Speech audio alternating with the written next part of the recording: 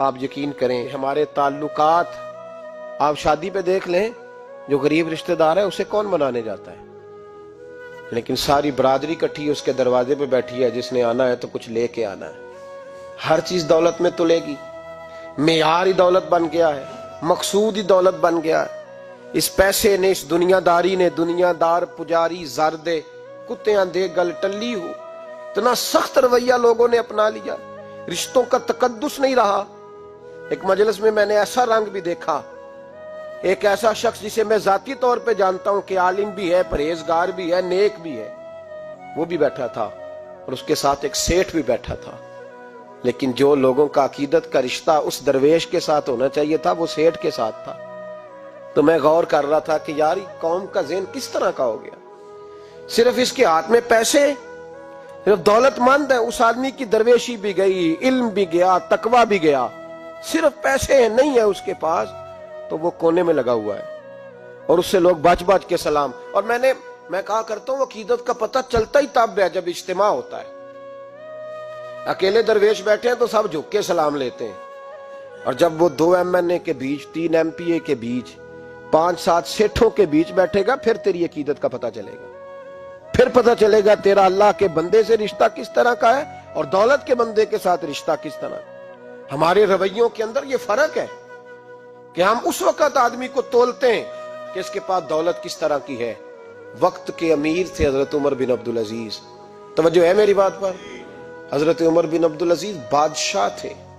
اب ہم لوگوں نے بھی بچوں کا بہانہ لگایا ہوا ہے نا، بس جی وہ میں چاہتا ہوں بچوں کا کچھ بن جائے، تو بچے بالغ ہو گئے تو کرا نہ رجسٹریاں ان کے نام، فارغ ہو جاؤ، آ جاؤ مسجد میں چھوڑو، لیکن پھر بھی کنجیاں دینے کو دل نہیں کرتا، پھر بھی بابا جی کی پیالیوں سے مرنے کے بعد پیسے نکلتے ہیں، پھر بھی ان کے تکیے کے بیچ سے بھی کچھ وہ نوٹ نکل آتے ہیں جو اب چلتے بھی نہیں، گزر گیا زمانہ، یہ لگتے ہی نہیں۔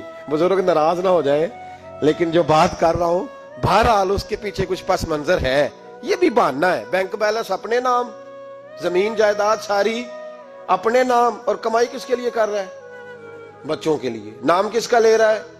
بچوں کا۔ یہ کس طرح کا بچوں؟ بہانہ نہ لگاؤ، صاف کہو کہ اپنے لیے کما رہا ہوں، صاف کہو۔ کیوں بچوں کا نام لیتے ہو جب ہر چیز کی کنجی تو رکھی ہوئی ہے باندھ کے اپنے ساتھ؟ حضرت عمر بن عبدالعزیز بادشاہ تھے، آواز دی، گھر میں بیٹھے، بیٹی پانی کا پیالہ تو لاؤ۔ بیٹی خاموش ہو گئی، ساتھ والا کمرہ بیٹی کا۔ پھر آواز دی، بیٹے سن رہی ہو؟ کہ ابا جی سن رہی ہوں، پانی کا پیالہ دینا۔ بیٹی خاموش ہو گئی۔ تیسری آواز دی تو زوجہ پانی لے کے آ گئی۔ میں کہا حضور پانی۔ حضرت عمر بن عبدالعزیز کو غصہ آیا، کہنے لگے بچے کس لیے ہیں؟ وہ خود کیوں نہیں آئی؟ اب اتنی نافرمان ہو گئی ہے کہ ایک پیالہ پانی کا باپ کو نہیں دے سکتی، کیوں نہیں آئی؟ تو زوجہ کہنے لگی چلیں درگزر کریں۔ اس نے کہا ابا کو نہیں بتانا، پی لے۔ کیوں نہیں بتانا؟ بتاؤ کیوں نہیں آئی؟ میں نے اس کو پکارا تھا، تمہیں پکارتا تو تم آتی، تمہیں بتانا پڑے گا۔ جب بات ذرا آگے بڑھی تو ماں تھی نا، بات بیٹی کی تھی، تو اماں رو پڑی، آنکھوں میں آنسو آئے۔ کہا کیوں روئی ہو؟ کہنے لگی بیٹی کا پجامہ پھٹ گیا، دوسرا ہے نہیں، اور آپ لے کے بھی نہیں دیتے، کمرے میں بیٹھ کے تو پجامہ سی رہی ہے، تو کہہ رہی تھی ابا کو بتانا نا، انہیں تکلیف ہوگی۔ تو وہ اس کے پاس دوسرا ہوتا تو آ جاتی، ایک ہی تھا، تو اس لیے نہیں آئی۔ حضرت عمر بن عبدالعزیز اٹھے، سر سجدے میں رکھا، کہنے لگے یا اللہ تیرا شکر ہے، تو نے میرے بچوں کو بقدر ضرورت روزی عطا فرمائی ہے، یا اللہ تیرا شکر ہے۔ ایک روایت میں نے پڑھی، کلیجہ منہ کو آیا، مصطفیٰ کریم بیٹھے تھے، تو سیدہ عائشہ صدیقہ رضی اللہ تعالیٰ نے عرض کی یا رسول اللہ صلی اللہ علیہ وسلم، وہ دیکھیں سیدہ فاطمہ آ گئی ہیں، وہ دیکھیں بی بی صاحبہ بغیر بتائے آ گئیں۔ حضرت فاطمہ الزہرا آئی، حضور نے فرمایا فاطمہ بغیر اطلاع کے؟ حضور چھوٹا سا کام تھا۔ کیسے آئی ہو؟ تو بی بی صاحبہ نے نا، عورتوں کا پلو ہوتا ہے نا چادر کا، پلو کھولا تو ایک روٹی بندھی ہوئی تھی، ایک روٹی چادر میں، یہاں لوگ زیور باندھتے ہیں، دولت باندھتے ہیں، ایک روٹی حضرت فاطمہ نے پلو میں باندھی، کھول کے پیش کی۔ کہا بیٹے یہ کیا ہے؟ अब्बा जी कई दिनों से घर में रोटी नहीं पकी थी, आज अली कुछ जौ लाए थे, पीसे हैं, चंद रोटियां बनी हैं। तो बच्चों ने तो खा लिया, तो मेरे सामने भी एक रोटी आई थी। मैंने लुकमा तोड़ा है तो मुझे ख्याल आया पता नहीं मुस्तफ़ा ने खाया है कि नहीं खाया, पता नहीं हुजूर ने रोटी खाई है कि नहीं। मैं लेके हाजिर हो गई हूँ, मेहरबानी फरमाए। तो फरमाया बेटे बैठ जा।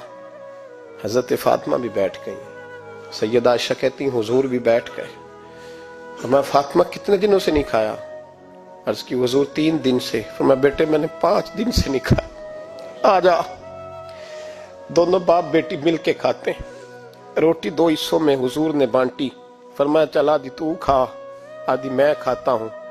हजरत फातिमा ने लुकमा तोड़ के मुंह में रखा तो रो पड़ी, हुजूर 5 दिन से नहीं खाई। फरमाया बेटे चुप कर, हमारा दुनिया से क्या ताल्लुक, एक पुल रह गया है, बस अल्लाह फिर जन्नत की सारी नेमतें अता फरमाए। रोने वाली बात ही नहीं है इसमें, बस हमारा क्या ताल्लुक, एक पुल है, फिर मालिक बड़ा कुछ अता करेगा। ओ भाई, जो कायनात के मालिक व मुख्तार थे, जो अबरू का इशारा करे तो हजरत जिब्रील जन्नत की नेमतें लेके आ जाएं, उन्होंने तो दुनिया की जानिब तवज्जो ही नहीं की, उनका तो ख्याल ही नहीं आया। दुनिया ही दुनिया, दौलत ही दौलत, हर आदमी दौलत के तराजू में तुलने लगा है। अब तो कलेजा फटता है। अब तो लोग पूछते हैं, और मैं कभी कभी बड़ा मजबूर होता हूँ, आजमाइश में आ जाता हूँ। लोग कहते हैं जनाब आपसे कुछ कुरान की आयत सुननी है, आप कितने पैसे लेंगे? कुछ हदीसें सुननी है, क्या उसका मुआवजा होगा? आपसे उस नबी का नाम सुनना है जिसका आप खाते हैं, जिसके नाम पर आपने इज्जतें ली हैं, उनका नाम सुनना है। आपका रेट कितना, आप कितने में बेचेंगे? वो नात जो ग़िज़ा है वो कितने में बिकेगी? जब दुनियादारी का ये अशर हो जाए कि वो रसूल अगर उनका नाम ना रहे तो हमारी सांसें ही ना चले, उनका नाम भी जब इस तरह कमर्शियल करके लिया जाए और इस तरह वो चीजें भी रेट में आ जाएं, तो भाई इससे बड़ी और दुनियादारी क्या होगी?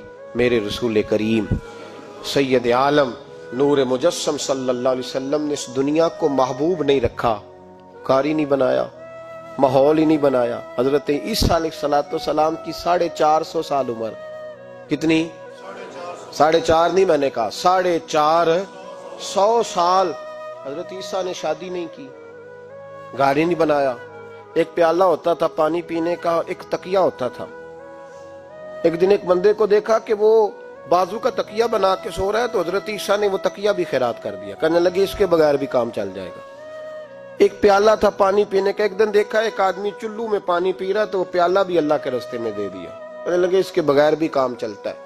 किसी ने कहा निकाह क्यों नहीं करते, घर क्यों नहीं बसाते? तो फरमाने लगे 450 साल तो उम्र है, अल्लाह को राजी करूं कि घर बसाऊं, सजदे करूं या मैं दुनियादारी करूं? भाई इस्लाम ने आपके लिए सहूलत कर दी, मेरे लिए आसानी कर दी कि तेरा बच्चे पालना भी इबादत है, तेरा घर बार चलाना भी दीनदारी है, लेकिन मकसूद ना उसको बना, उसको मकसूद ना बना, दुनियादारी में इतना उलझ ना, बकदरे जरूरत ले, इस तरह का रवैया इख्तियार ना कर। और ऐसा हो सकता है, अभी चंद साल हुए मौलाना अब्दुल सत्तार खान नियाजी अलैहि रहमा ने पर्दा किया, विफाकी वजीर रहा वो शख्स, जमाना बिताया, पाकिस्तान की मैली सियासत के अंदर रह के वक्त गुजारा, लेकिन जब उनका जनाजा उठा तो उनके अकाउंट में इतने पैसे नहीं थे कि कफन का कपड़ा भी खरीदा जा सके, कफन के कपड़े का भी पैसा नहीं था। ओ भाई ये लोग हैं यार, विफाकी दर्जे का शख्स होके गुजरे और विजारतें उसके आगे पीछे भागे, और हर इलेक्शन में वो बंदा एमएनए की सीट जीत जाए, और फिर रुखसती का वक्त आए तो उसका हाल ये हो कि कोई शख्स कहे कि चलो 250 अकाउंट से निकला है तो बाकी मुझसे ले लो, ताकि कफन का बंदोबस्त हो सके। इसका मतलब है कि आज भी ये रंग होता है।